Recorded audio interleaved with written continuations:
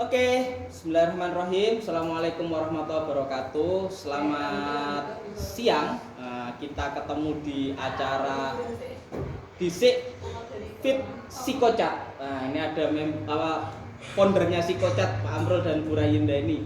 Kita kali ini bukan terpaksa ya. Kita kali ini di dalam suasana yang mungkin bagi warga Magelang, warga Jogja, warga Boyolali, Klaten dan sekitarnya cukup mencekam karena Merapi meningkatkan aktivitasnya beberapa waktu terakhir ini. Nah, kali ini kita akan membicarakan sesuatu yang cukup menarik, yakni bagaimana komunikasi dan juga psikologi itu dalam merespon suatu bencana.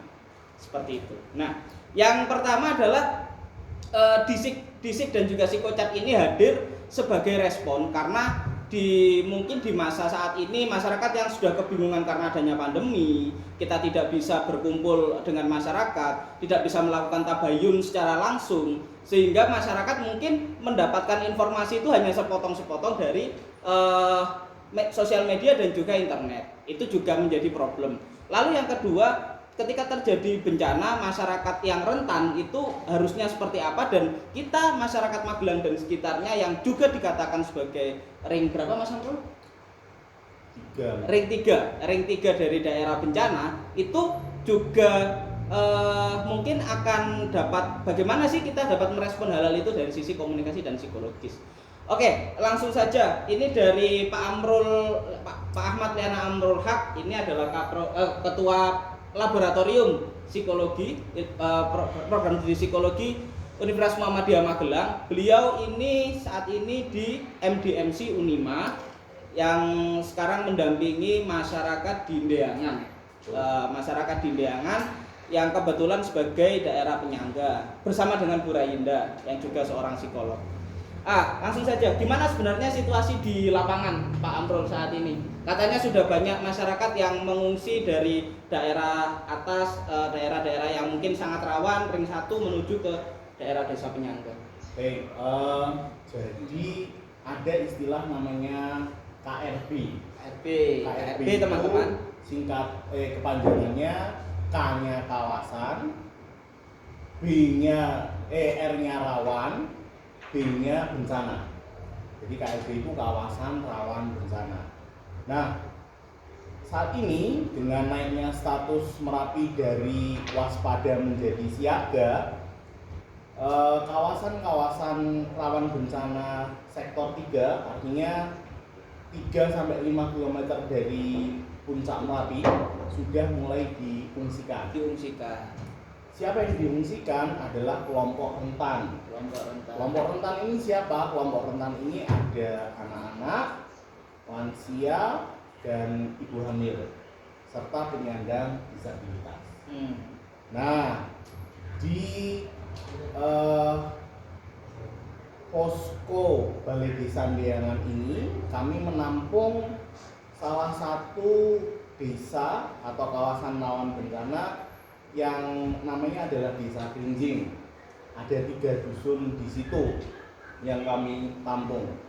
Jumlah masyarakat yang sudah mengungsi di sana ada sejumlah 120 sampai 126 jiwa. Itu terdiri dari tadi anak-anak, ibu muda, ibu hamil dan lansia serta penyandang disabilitas.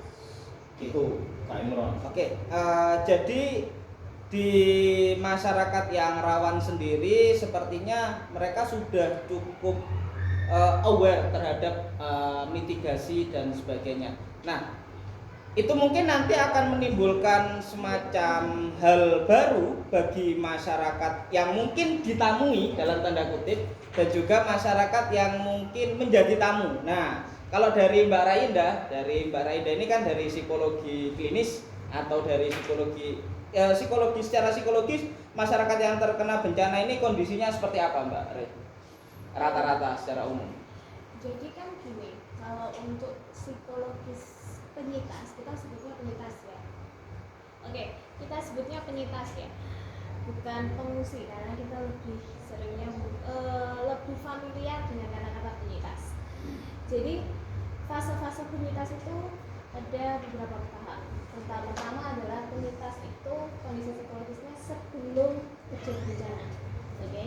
Kemudian kondisi psikologis penyintas saat terjadi bencana, kondisi penyintas pasca bencana, kemudian kondisi psikis dari penyintas itu setelah ataupun seperti kayak sudah beberapa tahun setelah pasca bencana tersebut.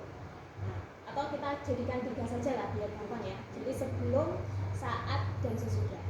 Nah, kalau sebelum itu kalau kita merapi itu kan punya siklus. Jadi kebanyakan para penyintas itu sudah tahu, sudah paham tentang oh ini Merapi itu bakalan batuk nih. Nah, jadi saya sudah terbiasa karena saya sudah hidup berpuluhan tahun di Gunung Merapi. Nah, cuma terkadang mungkin ada beberapa kejadian yang kayak kejadian bencana dari Merapi itu secara tiba-tiba. Kalau zaman dulu kan mungkin kayak seismografnya belum ada dan mungkin kejadian yang mendadak, belum ada alat-alat canggih, itu akan menimbulkan gangguan-gangguan psikologis seperti kecemasan. Kemudian kondisi trauma itu akan sangat mungkin terjadi pada para penyintas. Sedangkan pada saat kejadian mungkin juga selain dari fisiknya juga mungkin mereka mengalami suatu permasalahan, mereka terkena abu, rumahnya rusak dan sebagainya. Nah, biasanya kondisi psikologis ini mengikuti karena adanya kerusakan secara fisik. Oh, rumahku rusak, jadinya saya akan stres sendiri akhirnya itu. Oh, sapiku kena abu nih. Oh, sapiku mati karena erupsi, ataupun oh kebun salakku rusak karena erupsi. Nah, itu yang akan cenderung menimbulkan permasalahan psikologis bagi para penyintas ketika saat kejadian. Kalau pasca, kemungkinan karena kalau orangnya itu resiliensinya kurang bagus, kemungkinan akan terjadi yang namanya trauma. Jadi yang paling dikhawatirkan dalam bencana ini adalah trauma dari sisi psikologis, Mbak Rayu. Ya,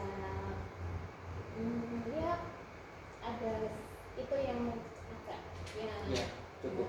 Ya. Cukup menjadi perhatian bagi tim MDMC juga ya, Mas Betul. Arul.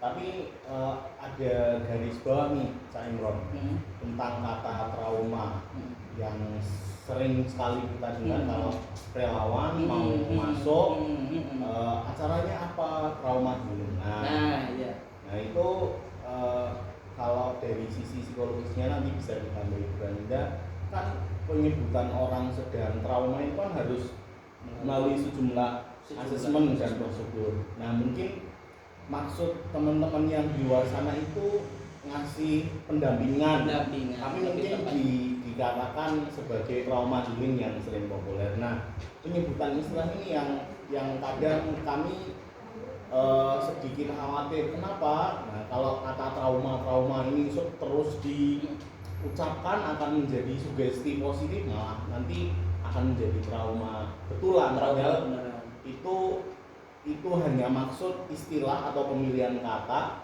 daripada kegiatan yang akan mereka lakukan seperti itu. Oke, jadi kalau di dalam komunikasi sendiri memang ada istilah yang namanya komunikasi bencana. Salah satunya adalah bagaimana jurnalisme atau seorang jurnalis itu memberitakan memang benar-benar sesuai fakta. Karena kan kalau tidak salah tahun 2006 itu terjadi problem di mana ada gempa di Borobudur dan berbarengan dengan Merapi mau meletus. Orang-orang itu sempat tempuk di Jogja pada saat itu karena informasi yang di Bantul ya, gempa di Bantul dan Merapi mau meletus. Sempat tempuk di Jogja karena yang sana lari ke sini karena di sana diberitakan mau ada tsunami dan di sini mau meledak gunungnya. Itu juga merupakan hal-hal yang mungkin cukup dihindari. Jadi salah satu mungkin yang bisa kita ambil dari setiap kejadian bencana adalah kita menyampaikan harus paham konteks dan juga maksudnya. Kalau dari penjelasan Mas Amrul dan Mbak Rayinda tadi kan seperti kata trauma healing dan sebagainya itu melalui berbagai macam mekanisme atau semacam asesmen yang cukup panjang untuk bisa dikatakan mereka trauma. Tidak bisa hanya mungkin kita datangi, kita mendampingi, menemani, misalnya itu langsung kita katakan sebagai kita trauma healing. Seperti itu Pak Amrul. Iya, betul. Untuk itu bahasa yang kami gunakan adalah pendampingan belajar dan psikososial. Kami sangat tidak merekomendasi kata-kata trauma healing dalam setiap kegiatan yang akan masuk atau akan diberikan kepada teman-teman kita, saudara-saudara kita penyintas tadi dari dusun kita. Itu Cak. Berarti yang harus dilakukan masyarakat, mungkin masyarakat secara umum untuk menyikapi informasi-informasi yang berkembang terkait dengan bencana adalah melakukan cross check atau melakukan cek fakta dan juga berbagai macam hal agar mereka tidak termakan isu hoax. Oke, itu yang mungkin akan menjadi. Saya mau menambahkan. Ya, monggo Mbak Rainda. Gini, apakah trauma itu hanya bisa terjadi setelah bencana? Sebelum bencana, trauma itu mungkin saja terjadi. Oke, mungkin saja terjadi. Tetapi pada para penyintas yang kita garis bawahi yang di desa Belingan ya, itu kita sudah melakukan assessment bahwa memang di penyintas di daerah itu tidak ada yang menunjukkan gejala-gejala trauma. Jadi makanya itu yang menjadi dasar kita menyebut bahwa ini adalah pendampingan psikososial dan belajar, bukan trauma healing. Trauma healing itu lebih cenderung ke arah penanganan secara kuratif, jadi penyembuhan. Sedangkan yang kita lakukan itu adalah upaya-upaya preventif, di mana ini pendampingan psikososial dan belajar ini sebagai upaya pencegahan apabila nantinya kemungkinan penyintas ini harus pulang dan dia harus belum sempat diungsikan dan si napi sudah batuk-batuk lagi, mereka tidak mengalami permasalahan psikologis. Jadi mereka bisa memperdayakan dirinya sendiri, bisa mengkondisikan psikologisnya sendiri. Seperti itu. Berarti secara tidak langsung bagaimana masyarakat itu mengalami trauma itu tidak hanya ketika pada di masa bencana itu sendiri, dan sesungguhnya untuk mengkategorikan masyarakat itu sedang mengalami trauma itu melalui mekanisme yang cukup panjang. Oke, itu yang terkait dengan bagaimana ketika masyarakat berada di daerah rawan dan mungkin kita menyebut atau bagaimana kita menginformasikan saudara-saudara kita tentang kondisi masyarakat di situ, kita harus benar-benar tahu apa yang sedang terjadi di sana. Itu ya mungkin yang pertama. Yang kedua adalah terkait dengan apa yang sekiranya ketika terjadi bencana ini yang harus dilakukan masyarakat agar tidak menimbulkan kepanikan. Nah, mungkin secara psikologis pesan-pesan apa yang perlu disampaikan Pak Amrul? Misalnya masyarakat yang mungkin sekarang karena ada informasi Merapi mau meletus, mereka berlebihan untuk membeli perlengkapan kebutuhan pokok dan sebagainya, sehingga mungkin menjadi kekurangan di pasaran dan sebagainya. Mungkin dari Pak Amrul atau Bu Rayi nanti bisa ditambahkan, monggo apa yang mungkin bisa kita lakukan. Mungkin saya akan menyoroti program Disapnyangga dulu benar. Sebelum ke masyarakat luas. Jadi bagus sekali antara pemerintah Desa Deangan dan pemerintah Desa Klinjing sudah melakukan kerjasama yang pada intinya adalah apabila suatu saat Desa Klinjing di atas sana mendapat sedang tertimpa musibah yaitu erupsinya Merapi, maka Desa Deangan siap untuk menampung saudara-saudara dari Desa Klinjing. Dan saya akan ngomong dari Desa Penyanggi ini. Saya mulai dari Desa Klinjing terlebih dahulu. Dari observasi mulai dari hari Sabtu kemarin, kami dapatkan luar biasa sekali penduduk di Desa Klinjing itu. Jadi mereka ketika turun itu sudah bawa persiapan logistik. Jadi sayur ya dibawa, lombok ya dibawa, kobis ya dibawa, pokoknya organisasi pemuda di sana itu sudah siap untuk berbekalan sendiri dengan asumsi ini kan nanti akan dimakan oleh masyarakat yang akan kita temui. Betul, itu yang applause sekali, luar biasa sekali. Jadi datang itu sudah ada persiapan. Nah, sebagai Desa Penyangga, Desa Deangan ya harusnya menjadi penjamu tamu yang baik, menjadi tuan rumah yang baik untuk tamu yang akan datang. Ini juga saya berikan applause. Jadi kemarin sudah ada standar operasional prosedur bagaimana pengungsi masuk. Seperti ini sedang musim COVID ya, dilakukan rapid terlebih dahulu, memastikan bahwa semua teman-teman, semua saudara dari Desa Binjing itu aman dan sehat.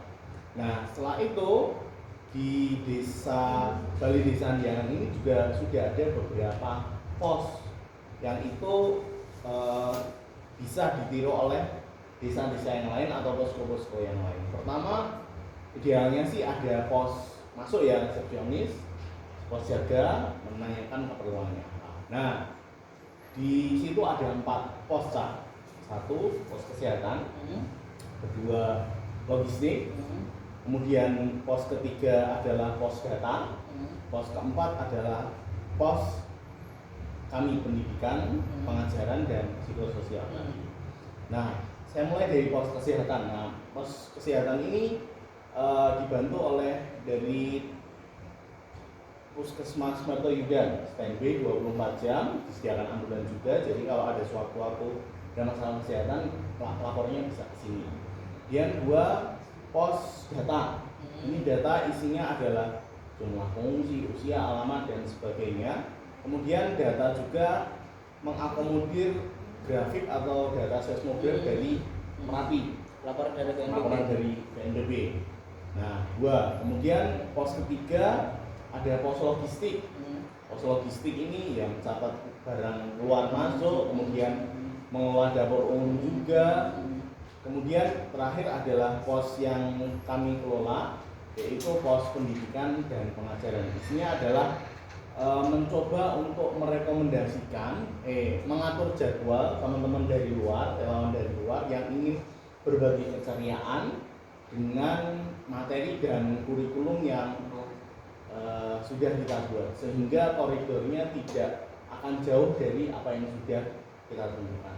Sama tadi prinsipnya yang disampaikan Bu Rainda adalah bagaimana ketika nanti teman-teman atau saudara-saudara kita dari Dusun Klinjing kembali lagi, mereka ada pengetahuan, ada bekal baru, ada keterampilan baru yang didapat dari desa penyangga ini. Gitu, termasuk juga masyarakat desa penyangga itu sendiri. Betul. Oke. Lalu mungkin bisa disambung Mbak Rai. Tadi disampaikan mungkin ketika masyarakat kita yang rentan itu sistem informasi dan mitigasinya begitu bagus, mungkin masyarakat mereka sudah terbiasa atau bahkan mungkin mereka dalam tanda kutip sudah berkawan, artinya mereka sudah bisa merespon itu dengan cukup bagus.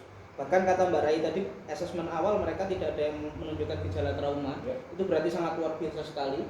Nah, justru masyarakat di luar itu yang sekarang menjadi masalah. Mungkin mereka banyak sekali masyarakat yang mungkin kebingungan atau seperti apa dan seperti apa. Nah, mungkin kalau dari sisi psikologis, monggo Mbak Rayinda atau Pak Amrul bisa ditanggapi. Kira-kira kalau masyarakat secara umum ya, ya secara perlu dilakukan ketika terjadi bencana. Oke. Data kemarin di Kabupaten Magelang sendiri ada tersebar 7 posko tempat evakuasi akhir tersebar di Kecamatan Mertoyudan dan Muntilan. Nah, masyarakat umum yang bisa dilakukan mungkin yang pertama bisa membantu penyediaan logistik. Itu kebutuhan pokok kita. Kemudian secara psikologis yang mungkin bisa dilakukan yang kedua adalah tidak cepat termakan dengan isu-isu hoax atau isu-isu yang belum valid, belum sokek informasi kebenarannya. Nah, bagaimana bisa mentabayunkan atau mencari informasi bahwa sumber ini benar? Ya, kita ada pemerintah, ada BNPB, ada akademisi yang kalau di kabupaten ya mesti kalau mitigasi ada bencana ya akhirnya ke bagian BNPB itu bisa dikonfirmasi di situ. Kemudian yang terakhir mungkin setelah siapan logistik, kemudian jangan cepat percaya hoax, Kemudian kalau itu tinggal di sekitar posko, artinya berada di wilayah Beangan dan sekitarnya, ya bisa kalau ingin membantu melakukan pendampingan belajar ataupun psikososial, baik itu individu maupun kelompok, artinya bisa menjadi relawan, itu juga bisa untuk dilakukan. Itu Cak. Dari Mbak Rai? Kalau saya sih menambahkan di sini ya. Oke, jadi gini. Kalau tadi yang benar yang disampaikan sama aku bahwa kalau untuk masyarakat umum biasanya kan mereka akan mengakses di media sosial. Nah, sedangkan kita tahu sendiri media sosial sekarang pergerakannya cukup cepat. Dan tidak bisa betul, nggak bisa direm ya. Itu kan. Tidak bisa dipertanggungjawabkan juga. Nah, kadang apa yang kita sampaikan ternyata yang ditulis Ya, berbeda juga. Berbeda juga. Kayak gitu kan. Jadi kalau masyarakat secara luas sebaiknya memang mendapatkan informasi dari lembaga-lembaga yang memang resmi. Valid. Nah, mungkin dari BNPB ataupun dari mana ya? Kalau GMC kalau GMC bisa. Nah, pokoknya lembaga-lembaga yang memang teruji kepalitannya. Ya. Jadi jangan cepat percaya kayak di YouTube Merapi sudah mengeluarkan wedus gembel. Padahal itu rekaman tahun 2010. Betul. Nah, tapi baru diupload sekarang. Sehingga itu akan menimbulkan kepanikan bagi masyarakat umum. Kemudian kalau memang kita sebagai masyarakat umum yang memang cukup dekat dengan Merapi, sebaiknya tidak menimbulkan kepanikan baru. Gimana contohnya itu? Kepanikan barunya. Jadi kepanikan baru itu kayak wah, ini Merapi waduh. Jeblok. Jadi aku harus siap-siap nih.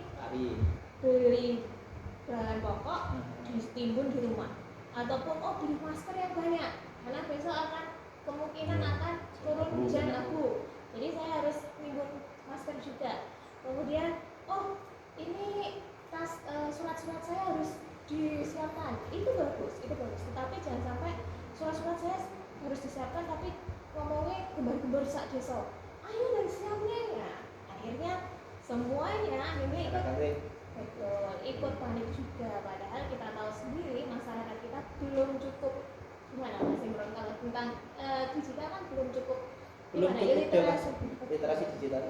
Jadi kan sehingga semua informasi itu akan telan mentah-mentah tanpa diolah terlebih dahulu. Apalagi kalau orang-orang yang ya tidak mendeskripsikan orang-orang yang di desa sana ya, tetapi kan kebanyakan simbar-simbar gitu kan.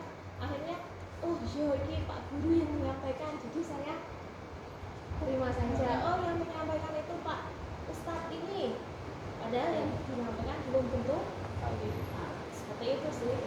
Oke. Jadi memang benar apa kata Mbak Rayinda. Kalau dari sisi komunikasi sendiri, memang secara umum masyarakat kita itu tataran literasinya masih sangat rendah. Jadi kita itu punya angka prosentase bukan hanya literasi digital, literasi buku saja kita belum selesai. Masyarakat kita tuh yang mungkin membaca satu buku 1 tahun itu hanya 1%, itu menurut data. Jadi mungkin untuk menerima informasi itu masyarakat kita itu cukup cukup perlu melakukan cross check lebih dalam. Salah satunya mungkin kita bisa berikan nanti sumber-sumber yang cukup akurat seperti akun Twitternya BNPB, BMKG, MDMC, lalu ada juga dari pemerintah kota dan sebagainya. Itu memang lembaga-lembaga yang lebih kredibel daripada kita ngikuti akun-akun yang sekarang itu mungkin bahkan influencer itu tidak memberikan semacam wacana yang positif bagi masyarakat kita, justru mereka semacam memberikan masalah baru, informasi-informasi yang semakin tidak jelas seperti itu. Oke, mungkin ada yang ditambahkan dari Pak Amro dan Bu Rayinda dari pembicaraan kita kali ini. Mungkin closing statementnya ya Cak Imron ya. Monggo. Oke, untuk pertama yang harus saya garis bawahi adalah informasi tadi. Jadi jangan cepat percaya terhadap informasi yang beredar kalau belum tahu kesohihannya, belum tahu kevalitannya. Kemudian yang kedua, jangan panik tapi tetap waspada. Itu hal yang harus dilakukan. Dan terakhir, boleh memberikan hubungan moral, material atau imaterial dengan kemampuan yang kita bisa. Itu saya kira. Oke. Nah, terima kasih Pak Amrul. Kalau dari Bu Rayinda, monggo. Pesan saya sih hikam ya. Hikam. Nah, jadi hikam itu sudah mencakup semuanya, tenang secara psikis juga tenang secara fisik. Jadi tenang secara psikis itu kita jangan gampang panik, nggak usah kusah-kusah. Kalau tidak mendapatkan informasi dari orang-orang, kalau seandainya mungkin kalau orang-orang desa agak kesusahan ya, kalau mendapatkan informasi, oh aku nggak tahu ya mas, jadinya Twitter itu apa, nah kayak gitu ya. Nah akhirnya terimalah informasi dari orang-orang yang terpercaya baik dari segi apakah dia dari BNPB ataupun dari BMKG ataupun dari MDMC ataupun dari OPRD yang memang pemerintah setempat yang memang sudah bersinggungan secara langsung ataupun tahu dengan pasti status yang ada di setempat. Jadi itu pertama. Jadi pasti akan ada informasi, jangan panik, tenang. Oke.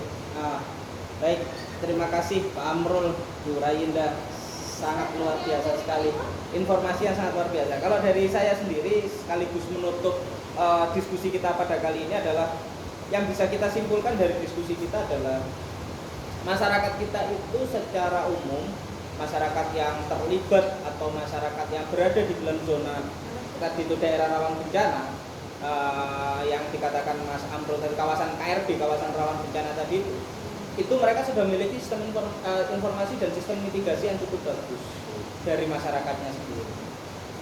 Nah, mereka hanya perlu mendapat support dari masyarakat yang ada di sekitar termasuk kita semua.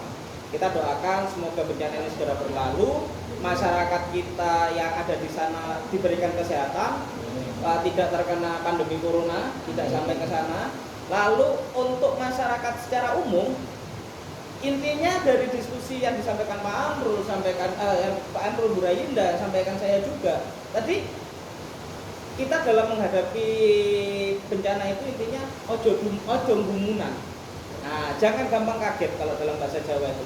Jangan gampang kaget, jangan gampang merespon segala sesuatu itu berlebihan. Karena apa? Karena kita belum tahu informasi itu benar atau tidak. Dan kalau ingin informasi yang benar, cari di sumber yang benar. Tanya, kalau misalnya orang desa tidak tahu cara main Twitter dan juga tidak tahu cara main Instagram, tanya ke Pak Lurah, tanya ke Pak Carik, tanya ke pemuda Ketua Karang Taruna yang memang mereka sudah memiliki informasi yang jelas seperti itu. Mungkin itu saja yang bisa saya sampaikan. Semoga acara kita ini bisa bermanfaat bagi masyarakat secara umum. Akhir kata dari saya mewakili tim Psikocat dan juga Disik. Billahi taufiq wal hidayah. Assalamualaikum warahmatullahi wabarakatuh. Waalaikumsalam.